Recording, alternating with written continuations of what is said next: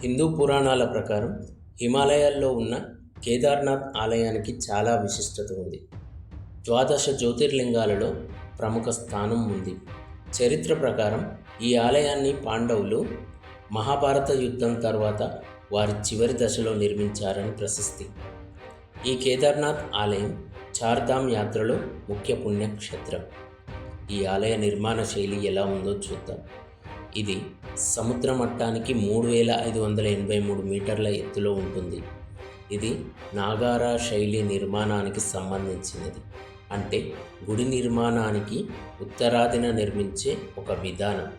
దీని నిర్మాణానికి సిమెంట్ లాంటివి లేకుండా పెద్ద మందపాటి గ్రానైట్ రాళ్లను ఒకదానికొకటి పొందుపరిచి ఇంటర్లాక్ చేసి నిర్మించారు.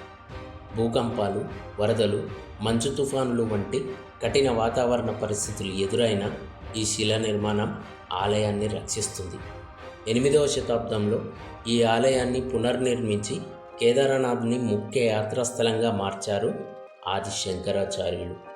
కేదార్నాథ్ దేవాలయం శతాబ్దాలుగా ఎన్నో తీవ్రమైన వాతావరణ పరిస్థితులను ఎదుర్కొని నిలిచి ఉంది. 2013లో ఇక్కడ వచ్చిన వరదలు చరిత్రలో ఎవ్వరూ చూడని. ఆలయ పరిసర ప్రాంతాలు ధ్వంసం అయినా ఆ ఆలయం మాత్రం చెక్కు చెదరకుండా ఉంది.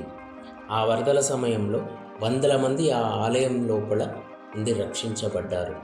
అంతటి భారీ వరదలను సైతం తట్టుకునే విధంగా రూపొందించారు అప్పటి టెక్నాలజీని వాడి. 2013లో వచ్చిన వరదల్లో ఒక పెద్ద రాయి వచ్చి గుడి వెనుక భాగంలో చేరి ఆ వరద ప్రవాహాన్ని ఆలయానికి తగలకుండా అడ్డుగా నిలిచింది. దీనినే భీంశిలగా పిలుస్తారు. కేదార్నాథ్ దర్శనానికి వెళ్ళిన వారు దానిని కూడా దర్శించుకుంటున్నారు.